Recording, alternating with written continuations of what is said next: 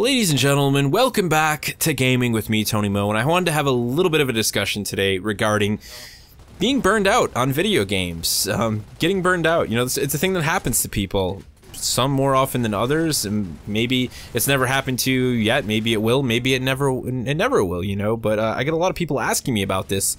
It's probably one of the most frequently, like, you know, repetitious conversations that I have with people on the channel, whether it be through direct messages or through comments, and people in real life that I meet, whether they be friends or, you know, just someone I happen to be talking about video games to, and, you know, maybe they're telling me how they recently became burned out. I've had this discussion more than once, let's put it that way. So I kind of wanted to give my thoughts and feelings on it, because for some reason there's a lot of people who feel like it's not okay.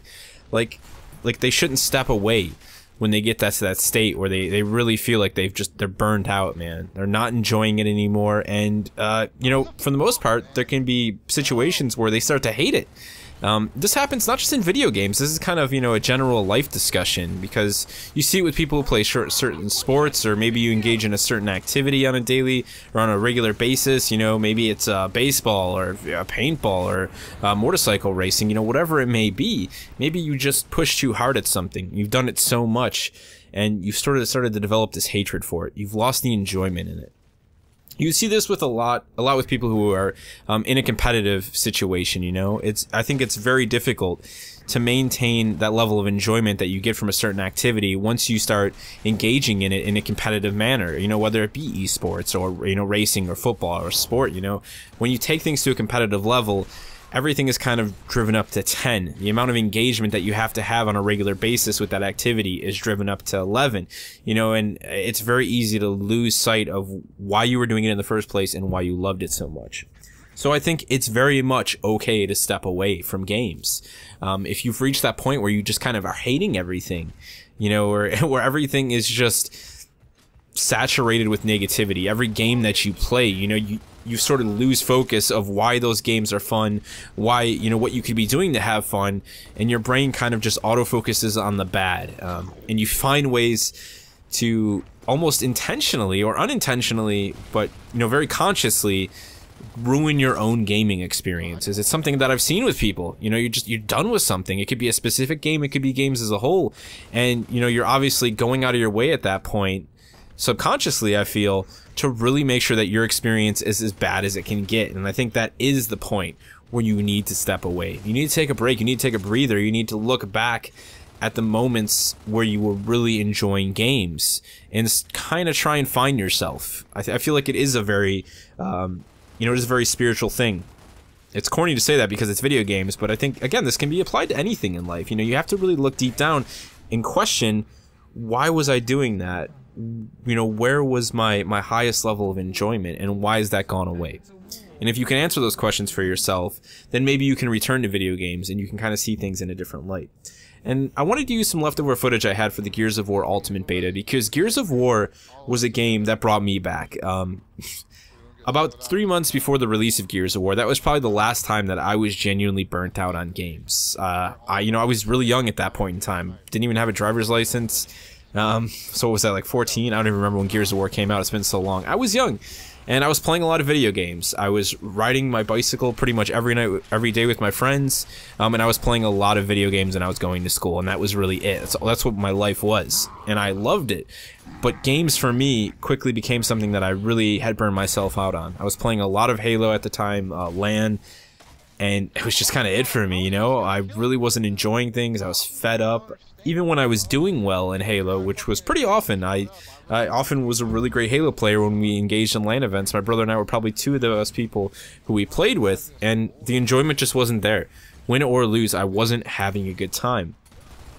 And there was probably, I think, a good 1 month period before the launch of Gears of War where I didn't even care about the game. I you know, kind of had lost my excitement for it, something that I was so genuinely taken in by. I was showing videos of it to everyone. I was just head over heels with everything they were showcasing about this game. I wanted everyone that I knew who played games, who owned an Xbox 360, to experience this game, to see what it was going to be about, and to play it at launch. And I had gotten a lot of my friends on board, and then I remember just for like a month straight to myself just not being excited. And I kind of I forgot about it. I stopped thinking about it. I stepped away from the magazines. I stepped away from the articles and the previews of the multiplayer, and I just kind of relaxed. And about 3 weeks before launch, I got back into things. I got excited, my brother got excited, and I was really stoked for the launch of the game. And I started planning LAN events with my friends. We actually had a LAN event the night of the release of this game. So it came out during, you know, the middle of the day. I believe there was actually a local delay for us here, and ended up getting delayed almost a day because of bad weather. And we finally got it. My brother and I ran through the campaign, and I just remember kind of feeling really overwhelmed. This incredible level of an enjoyment that I hadn't felt since, you know, I hadn't felt for months. You know, and it just kind of, it flooded back into me, and I was really in love with this game, and I was really into games again, and I was really excited to start putting together LAN events again, and we did. My friends and I think for 2 weeks straight, you know, played LAN events, and at that point, we all kind of finally got high-speed internet, and Xbox Live became a thing for us, and ever since then, I've kind of just been back into it. I've had my moments along the way. I think since I've started doing YouTube, a lot of the smaller moments where I've become kind of, you know, torn down with games and felt sort of burned out really tied in more to a creative struggle that I was having with making videos. But it was a good thing, you know, it was a good thing that I kind of took a break and I kind of stepped away. So I think that's the easiest and most complicated answer I've ever given to a question. It's okay to step away. It's okay to take a break and just step back and, you know, kind of get a different perspective on things. I think negativity is something that will... negativity is something that when you're in that state of mind, when you do feel burnt out, you're going to put the negative before the positive. And I think that's the wrong way of doing things. I think, number one, a clear conscience when experiencing anything is very important. And then kind of just feeling your way through things is really important. You know, I'm not somebody who's saying blind positivity is the answer. But blind negativity is most definitely not the answer either. So step back, take a break. It's okay to do that. Maybe set yourself a target, a game that you've been looking forward to, and, you know, make that your marker for when you're going to get back into games again. I'm not saying you have to stop playing altogether, but maybe tone back your weekly hour count for games. You know, maybe you play an hour a night. Maybe you play even more than that. Roll things back. You know, kind of take it easy a little bit. It's like, you know, you find a meal or you find a beverage, maybe at a local restaurant, a local cafe that you really enjoy. For me, I'm being completely honest with you guys, I love the double chocolate chip frappuccino and the caramel frappuccino from Starbucks. It doesn't have coffee in it, so it's not loaded with caffeine. It's made with like soy and it's creamy and it's just fucking delicious, man. And there was a time when I had way too many of those. It was like a once, like every other week thing I was getting one of those and I burned myself out on it. It's okay to just kind of step away, to maybe have it a little bit less frequently, to kind of allow your brain to remember why you enjoyed it so much in the first place. You're just kind of consuming it after a while, right? You just keep consuming it without, you know, tasting the flavors. And it's the same thing with games. You consume, and it's so easy to allow your vision and your thought to be clouded as to what components you are really enjoying in any given game, or in games as a whole.